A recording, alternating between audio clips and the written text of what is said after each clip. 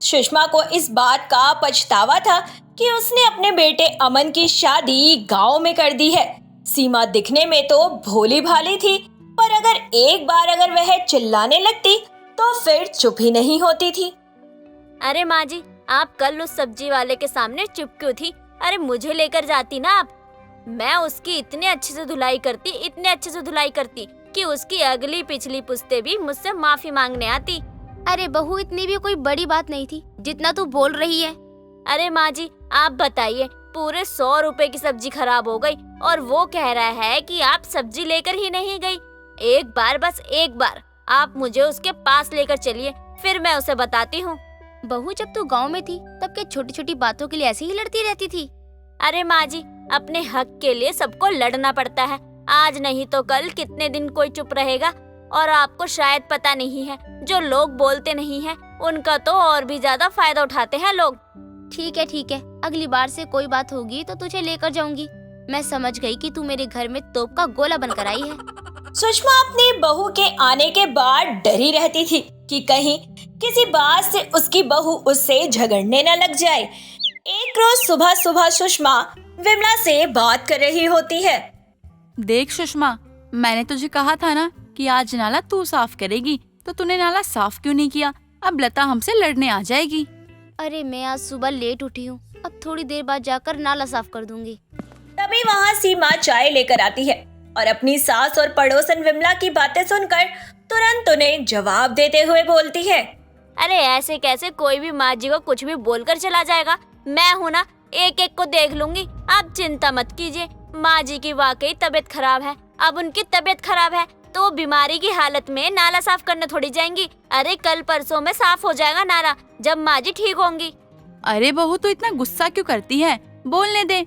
और उस लता की तो आदत है, सबसे लड़ती झगड़ती रहती है, तो उसके मुंह मत तिलक तो अच्छा है।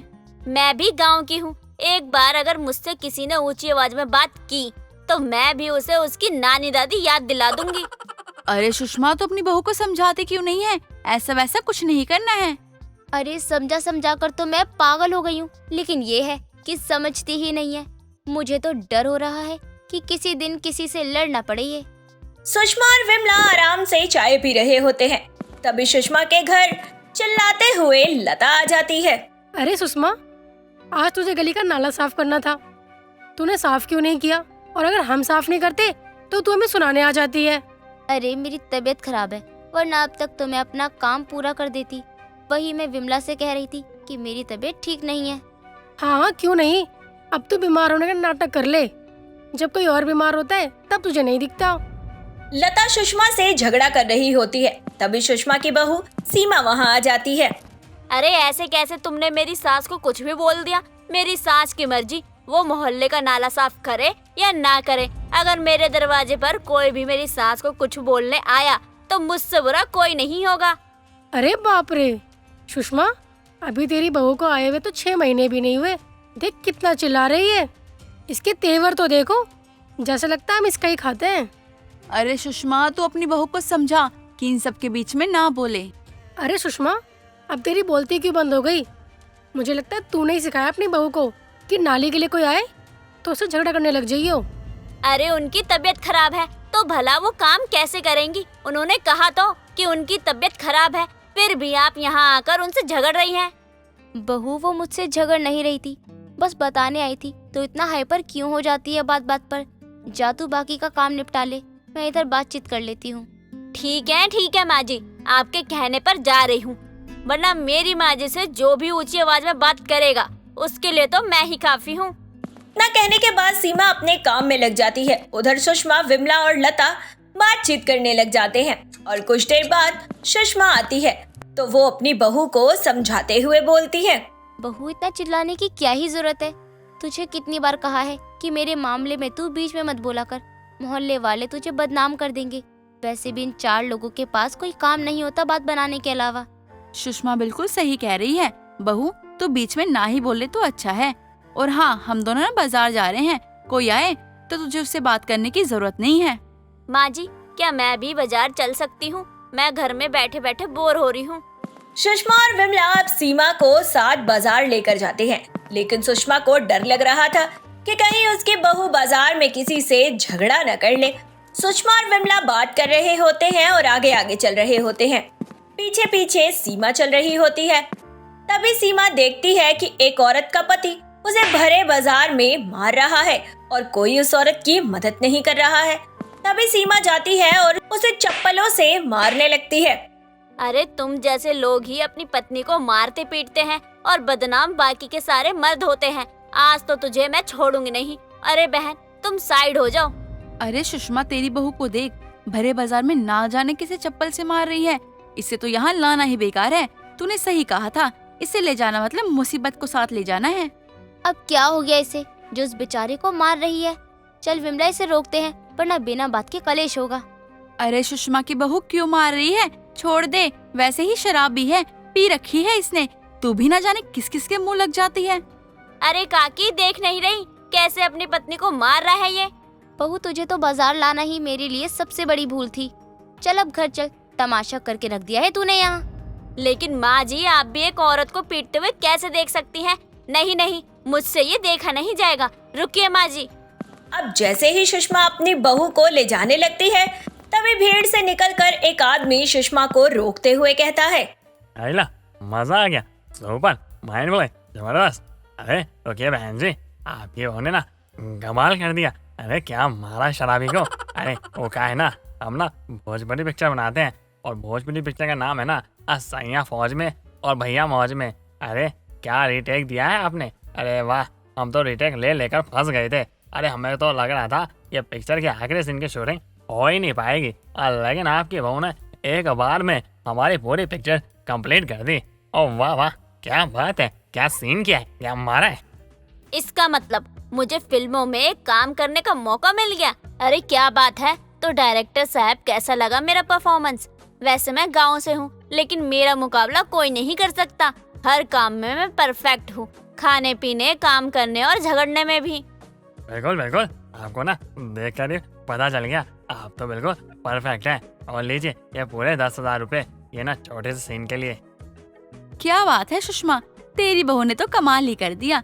मुझे तो एक पल को लगा था कि सच में वो किसी को पीट रही है, लेकिन अब पता चला कि पूरा मामला आखिर था क्या। मेरे तो डर से पैर कांप रहे थे कि बहू ने यहाँ बाजार में तमाशा कर दिया है। अरे इसकी छोटी छोटी बातों पर लड़ने की आदत से तो मैं परेशान हो गई हूँ। देखा माँ जी, कैसे मैंने पल भर में पैसे कमा लिए। मुझे भी लगा था कि सचमुच ये शराबी अपनी पत्नी को भरे बाजार में पीट रहा है, लेकिन मुझे क्या पता था कि ये किसी फिल्म का छोटा सा सीन है। बहू, अब तो तू छा गई है।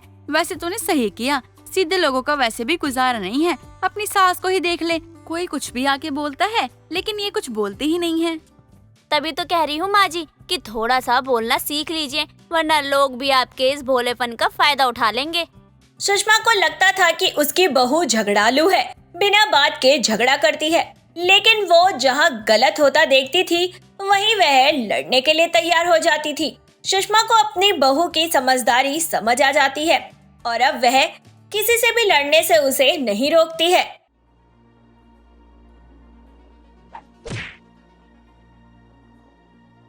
ये सब क्या है? ये लोग तेरे साथ ऐसा बर्ताव क्यों कर रहे हैं? आप चलिए यहाँ से, आपका यहाँ रहना सही नहीं है। मैं आपको घर चलकर सारी बातें बताती हूँ। वो लड़का कौन था जो उस लड़की को घर से बाहर निकाल रहा था? उस लड़की का उस औरत से क्या रिश्ता था? जानने के लिए कहानी में आगे बढ़ते हैं। निधि अपने भाई राहुल और भाभी पायल के साथ रहा करती थी। वो दोनों ही उसे बिल्कुल भी पसंद नहीं करते थे। एक दिन निधि अपने भाई और भाभी के कमरे में जाती है।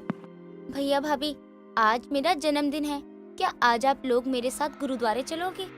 तुझे एक बार में हमारी बात समझ में नहीं आती क्या? जब हम तुझे देखना पसंद नहीं करते तो तेरे साथ कहीं जाएंगे क्यों? भैया, कम से कम आज तो आप मुझसे प्यार से बात कर लीजिए। आज मेरा जन्मदिन है। माँ और पिता के जाने के बाद जो कुछ भी है वो आप ही तो हो मेरे। आपके बिना इस दुनिया में मेरा है ही कौन? यही तो अफसोस है मुझे। अगर कोई और होता ना, तुझे वहीं छोड़ देता और दोबारा मुड़ के तेरी तरफ देखता तक नहीं। आप चिंता क्यों करते हैं जी? कुछ टाइम की बात है। जहाँ इसकी शादी हो गई उसके बाद हमारा इससे या इसके ससुराल से कोई रिश्ता नहीं होगा। ठीक कहा तुमने। मैं भी बस उसी दिन का इंतजार कर रहा हूँ कि कब वो दिन आए और ये मनूस हमारे घर से जाए। चिंता मत करिए, वो दिन भी जल्दी ही आने वाला है। मैंने अपने कुछ दोस्तों को बोल रखा है इसकी शादी के लिए लड़का ढूंढना स्टार्ट करें। आप लोगों को मुझसे इतनी नफरत क्यों है? क्योंकि अगर तूने उस दिन जिद करके माँ पापा को अपने साथ नहीं ले गई होती तो शायद आज वो हमारे साथ होते। तू ना मुझसे बात मत किया कर। और बात रही तेरे जन्मदिन की, वो बाहर में जाए, मुझे कोई फर्क नहीं पड़ता। राहुल इतना कहकर कमरे से चला जाता है। निधि भी रोते हुए अपने कमरे में चली जाती है। थोड़ी देर बाद अकेले ही गुरुद्वारे जाती है और अपना सारा दिन लोगों की सेवा में लगा देती है। उसे सुबह से शाम हो जाती है। वो एक कोने में सर नीचे करके बैठी होती है। तभी वहाँ एक कावेरी नाम की औरत आती है और उसके सर पर हाथ फेरते हुए कहती है, बेटी, मैं तुझे सुबह से देख रही हूँ, तू यहीं है। तुझे अपने घर नहीं जाना है? तेरे साथ कोई और भी आया है क्या? आंटी जी, साथ आने के लिए कोई होना भी तो चाहिए ना। गुरुद्वारे में मुझे बहुत सुकून मिलता है, इसलिए मैं आज अपना सारा दिन यहीं बिताना चाहती हूँ, क्योंकि आज मेरा जन्मदिन है। अरे ये तो बहुत खुशी की बात है, लेकिन तेरे चेहरे पर उदासी क्यों है? तुझे तो आज खुश होना चाहिए। किसके साथ खुश हूँ आंटी जी? माँ बाप है नहीं, बचपन में ही छोड़कर चले गए। दोस्त यार बनाए नहीं, इसीलिए बाबा जी से ही दोस्ती कर ली। मुझे पता है ये मेरा साथ कभी नहीं छोड़ेंगे। एकदम सही कहा बेटा तुमने, लेकिन मेरी मानो तो आज के दिन तुम्हें दुखी नहीं होना चाहिए। खुश रहो, खुशी हर दुख की दवा है। कावेरी को निधि बहुत अच्छी लगती है। दिन बीतते हैं। तभी एक दिन कावेरी निधि के घर आती है और जैसे ही निधि अपने घर का दरवाजा खोलती है, दोनों एक दूसरे को देखकर हैरान रह जाती हैं। जब तक वो एक दूसरे से कुछ बोलती, उससे पहले पायल वहाँ आ जाती है। अरे आंटी जी, आप कब आई? आइए ना आंटी जी, अंदर आइए। अब बाहर क्यों खड़ी हैं? आने से पहले बता दिया होता तो मैं खुद गेट पे खड़ी होती आपके स्वागत के लिए। तुम्हारे घर के आगे से जा रही थी तो सोचा आज तुमसे मिलकर ही आती हूँ, और मैं आ गई। लेकिन ये लड़की कौन है? ये मेरी ननद है आंटी। क्यों, क्या हुआ? आप ऐसे क्यों पूछ रही हैं? इसने कुछ बोला क्या आपसे? नहीं, मैं तो बस इसीलिए पूछ रही थी क्योंकि अभी कुछ दिन पहले गुरुद्वारे में इससे मेरी मुलाकात हुई थी। अच्छी लड़की है। इसकी शादी हो गई क्या? नहीं आंटी जी, अभी नहीं हुई है। ढूंढ रहे हैं, मिल जाए कहीं ठीक लड़का तो करेंगे। अरे फिर सोचो तुम्हें लड़का मिल गया। मुझे तुम्हारी ननद बहुत पसंद है। मैं अपने बेटे कपिल के साथ तुम्हारी ननद की शादी करवाना चाहती हूँ। कावेरी की बात सुनकर पायल की खुशी का ठिकाना ही नहीं होता और वो राहुल से बात करके कुछ दिनों में ही कावेरी के बेटे कपिल और निधि की शादी करवा के उसे अपने घर विदा कर देती है। उसकी शादी से दोनों बहुत खुश होते हैं और आपस में बात करते हुए कहते हैं, हमारे सर से कितना बड़ा बोझ उतर गया।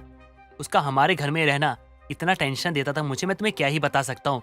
लेकिन आज के बाद मुड़ के हम कभी उसे नहीं देखेंगे और उसके कारण कभी हमारी समाज में बदनामी भी नहीं होगी। ये सब मेरी वजह से हुआ है, वरना आपको तो उसके लिए लड़का ही नहीं मिल रहा था। अब तो हो गया ना सब, फिर चाहे तुम्हारी वजह से हुआ हो या मेरी वजह से, इससे क्या फर्क पड़ता है। जहाँ एक तरफ राहुल और पायल निधि के घर से जाने से खुश थे, वहीं दूसरी तरफ कावेरी और उसका बेटा कपिल निधि को पाकर बहुत खुश थे, क्योंकि वो अपने पति और सास का बहुत अच्छे से ख्याल रखती थी। एक दिन वो अपनी सास के कमरे में दवाई लेकर आती है। माँ जी, दवा खा लीजिए वरना आप भूल जाएंगी। और कपिल जी, आप माँ जी के लिए दवाइयाँ पहले से ले आना ताकि कोई दिन बिना दवाई के रह ना जाए। और जाकर नाश्ता कर लीजिए, मैंने तैयार कर दिया है। जरूर, पिछले जन्म में मैंने कोई अच्छे कर्म किए होंगे, तभी तो तुम मुझे बहू के रूप में मिली और हमारे घर की छोटी से छोटी चीजों का ध्यान रखती है। माँ जी, आपसे ज्यादा किस्मत तो मेरी अच्छी थी, तभी मुझे ऐसा ससुराल मिला जो मेरा ससुराल नहीं बल्कि मायका है। यहाँ मुझे किसी भी चीज की कोई कमी नहीं है। अब अगर आप दोनों सास बहू का माँ बेटी मिलाप हो गया हो तो कुछ और बात करें। हाँ जी, बोलिए ना, हम आपकी ही बातें सुन रहे हैं। 4 दिन बाद हमें गांव में शादी में जाना है, उसकी तैयारी की है कि नहीं? अरे बेटा, मैं तो भूल ही गई थी, मेरा ध्यान से उतर गया था। मैंने तो कोई तैयारी नहीं की। अब इतनी जल्दी क्या होगा, मुझे चिंता हो रही है। माँ, आप कैसे भूल सकती हैं? मैं आपको रोज याद दिलाता हूँ, उसके बाद भी आप भूल गई। कपिल जी आप शांत हो जाइए, मैंने सब कुछ कर लिया है, जो भी खरीदारी करनी थी ना सब कर ली है। जिस दिन जाना होगा बस बैग पैक करके चल देंगे।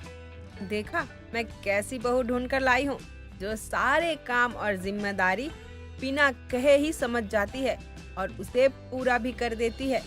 अपनी सास के मुंह से अपनी तारीफ सुनकर निधि बहुत खुश हो जाती है। निधि अपने ससुराल में बहुत खुश थी। महीनों गुजर जाते हैं, लेकिन राहुल और पायल ना ही निधि के ससुराल आते हैं और ना ही उसकी कोई हाल खबर लेते हैं। एक दिन कावेरी निधि को मजाक में बोलती है, बहू, लगता है तेरे भाई भाभी ने तेरी शादी करके तुझसे अपना पाला झाड़ लिया है। कितने महीने हो गए हैं तेरी शादी को, ना ही मिलने आते हैं और ना ही फोन किया, जैसे जानते ही ना हो तुझे। माँ जी आपका अंदाजा बिल्कुल सही है, उन लोगों ने यही किया है, पर आपको बताऊं तो बताऊं कैसे। नहीं माँ जी ऐसी बात नहीं है, वो बिजी रहते हैं ना, और भाभी भी सारा काम अकेले ही करती है, घर का तो इसीलिए टाइम नहीं मिलता है उन्हें। चलो मान लिया आ नहीं सकते, लेकिन एक फोन तो कर ही सकते थे। माँ जी फोन तो करते हैं मेरे पास, अभी आज सुबह ही आया था।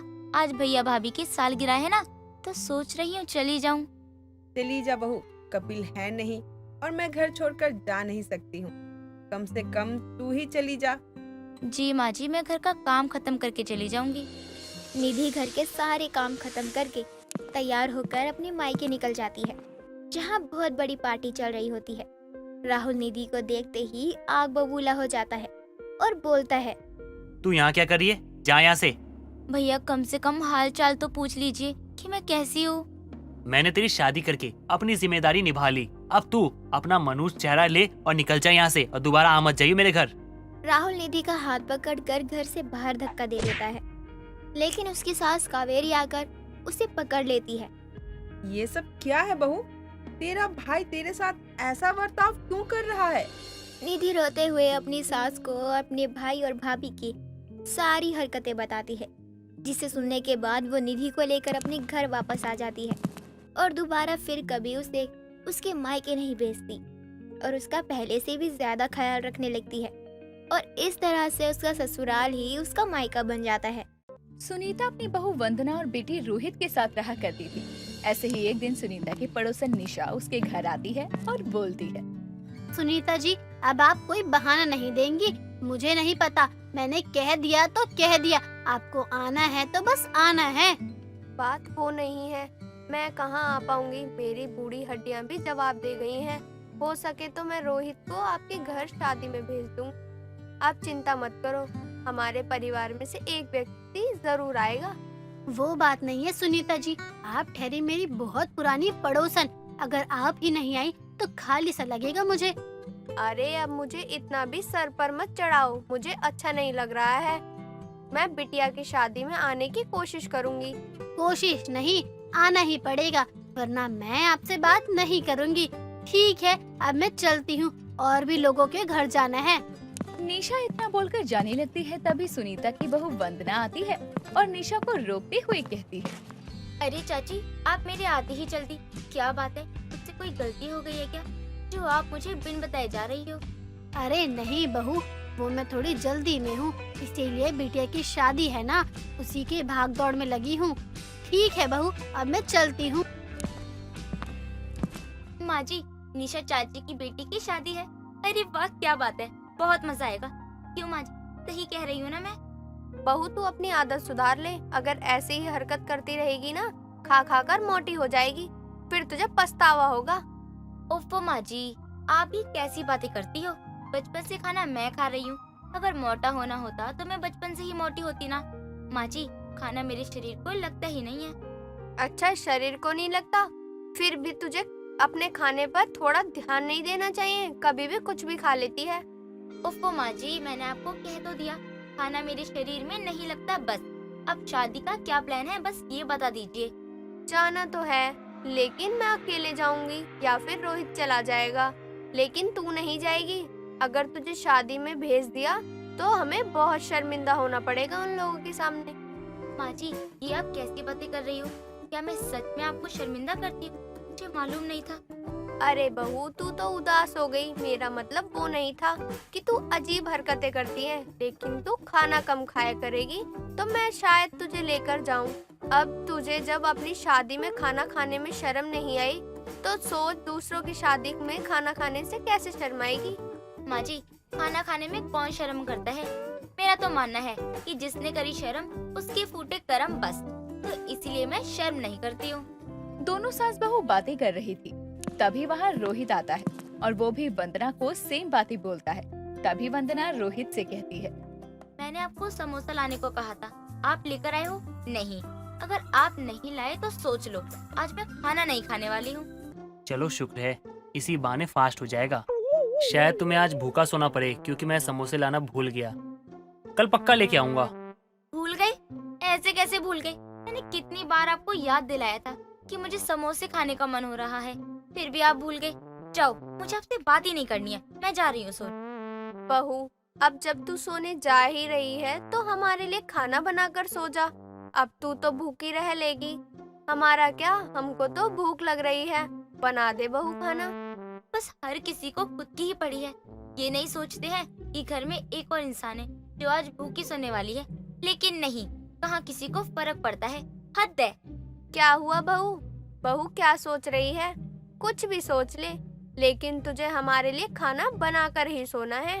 ठीक है माँ जी, आप दोनों के लिए खाना बना दूंगी। क्या फर्क पड़ता है किसी को मेरे भूखे रहने से।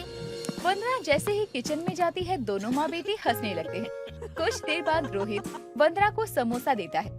ऐसे ही खाते खिलाते दिन गुजरते हैं। अब निशा की बेटी की शादी को 10 दिन बाकी थे। एक दिन रोहित होटल से राजमा और पनीर की सब्जी लेकर आता है। तभी वंदना कहती है, रोहित जी, अगर आप मुझे पहले ही बता देते तो शायद मैं खाने में सब्जी बनाती ही नहीं। देखो, अब कितनी सारी सब्जी हो गई है। चलो कोई बात नहीं, मैं कल खा लूंगी पनीर की सब्जी।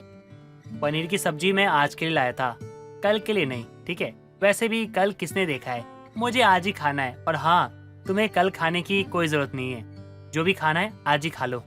हाँ बहू, सही कह रहा है रोहित, कल तक सब्जियाँ खराब हो जाएंगी। मैं नहीं चाहती जरा सी सब्जी के लिए तू अपनी तबीयत खराब कर ले। माँ जी, कुछ नहीं होगा, मैंने बहुत बासी खाने खाए हैं, मुझे कुछ नहीं होता है। आप मेरी चिंता मत करो, मुझे खाना पचाने की अलग ही शक्ति है। बहू, खाना बचाने के चक्कर में झूठ मत बोल। खाना अगर ज्यादा हो जाएगा तो हम किसी गरीब को दे देंगे, लेकिन ऐसे रख कर खाना, ये तो गलत बात है ना। माँ जी, मुझे कुछ नहीं होता, बोल तो रही हूँ, मेरा सिस्टम बहुत स्ट्रॉन्ग है, मुझे कुछ नहीं होगा। माँ, अब इसे समझाने का कोई फायदा नहीं है। जब खाना खाकर बीमार पड़ेगी ना, तब पता चलेगा। कुछ दिन पहले ही 2 दिन वाला समोसा खाकर कैसे बीमार पड़ गई थी, याद है इसे कुछ? अरे वो तो समोसा सही नहीं था, इसलिए मैं बीमार हो गई, वरना मैं बीमार कभी नहीं होती हूँ। ठीक है, जैसी तेरी मर्जी हो वैसा कर। अब तुझे हम कुछ नहीं कहेंगे, जो खाना है जितना खाना है खा। अगर तेरी तबीयत खराब हो गई ना तो अब हमें मत कहना। सास और पति के इतना मनाने के बाद भी वंदना उनकी बात नहीं मानती और दूसरे दिन वही सब्जी खाकर वंदना की तबीयत फिर से खराब हो जाती है और वो अपना पेट पकड़कर रोने लगती है। तभी सुनीता बोलती है, क्या हुआ बहू, रो क्यों रही है और ऐसे पेट क्यों पकड़ा हुआ है? माँ जी, मेरे पेट में बहुत दर्द हो रहा है, पता नहीं अचानक से दर्द क्यों होने लगा। कोई दवाई ली या नहीं? और मैंने तुझे 1000 बार बोला है बासी खाना मत खाया कर, उससे तबीयत खराब होगी, लेकिन तुझे तो मेरी सुननी ही नहीं है। माँ जी, अब आप मुझे सुनाने में लगी पड़ी हो। मेरी तबीयत खराब है और आप मुझे ताना मारना नहीं छोड़ सकती। अब आप मुझे दवाई दे दो, मैं ठीक हो जाऊंगी। ताना मारती हुई सुनीता वंदना को दवाई देती है, लेकिन सुनीता की भलाई के लिए ही बोल रही थी। दवा खाने के बाद की तबीयत ठीक हो जाती है। तभी वंदना बोलती है, देखा, मैंने कहा था ना आपको, मैं दवा खाऊंगी तो ठीक हो जाऊंगी, लेकिन नहीं, आपको फुर्सत कहाँ है मुझे ताना मारने से। अब मैं बिल्कुल ठीक हूँ, अब मुझे ताना मत मारना। माँ जी, दर्द से ज्यादा आपके ताने मुझे तकलीफ देते हैं। बस अभी से थक गई? अरे हमारे जमाने में तो इतना काम करने के बाद भी हमारी सास हमें ताने मारती थी कि पूछ मत। ठीक है, नहीं पूछती, लेकिन काम आप ही बिगाड़ती रहोगी, तभी तो ताने सुनने को मिलते हैं। वैसे भी अब मैं बिल्कुल ठीक हूँ और कल तो निशा चाची की बेटी की शादी है ना, उसमें भी जाना है। नहीं, तू शादी में नहीं जाएगी, तेरे पेट में हमेशा दर्द रहता है, पता नहीं खा खा कर हमेशा बीमार हो जाती है, कोई जरूरत नहीं है वहाँ जाने की। माँ जी, मैं बासी खाना खाकर बीमार रहती हूँ, लेकिन कल निशा चाची की बेटी की शादी है ना, तो हम ताज़ा खाना खाएंगे। उस खाने से मुझे कुछ नहीं होगा। ठीक है, जैसी तेरी मर्जी, मेरे कुछ कहने से कोई कहाँ सुनता है। ठीक है, फिर चलना तू भी शादी में खाना खाने। बहू की जिद के आगे सुनीता मान जाती है और दोनों सास बहू शादी में जाती है। बहू को खाना खाते देखकर सुनीता हैरान रह जाती है। कुछ देर बाद जब दोनों घर वापस आते हैं, तभी अचानक वंदना के पेट में दर्द होता है। घर वाले उसे हॉस्पिटल लेकर जाते हैं और डॉक्टर चेकअप करके बोलता है, अच्छा हुआ आप इन्हें सही समय पे यहाँ ले आए। अरे इनको फूड पॉइजनिंग हो गई है और पता नहीं कैसे खाना खा रही हैं ये। अब इनकी हालत नहीं कि ये कुछ हैवी खा पाए। अब से इनको उबला हुआ ही खाना दीजिएगा। डॉक्टर की बात सुनकर सुनीता और रोहित वंदना के पास जाते हैं। तभी सुनीता बोलती है, डॉक्टर ने कहा है सिर्फ उबला हुआ ही खाना खाना है, वरना बाद में तू बहुत पछताएगी। खाना खाकर ठीक होते हुए तो बहुत बार देखा है मैंने, लेकिन खाना खाकर बीमार होते हुए पहली बार देख रही हूँ। अब वंदना डॉक्टर के बताए हुए खाने को खाया करती है। ज्यादा खाना खाने से बीमार हो सकते हैं, इसीलिए इंसान को खाना लिमिट में ही खाना चाहिए और वही खाना चाहिए जो आपके शरीर को ठीक ठाक और तंदुरुस्त रखे।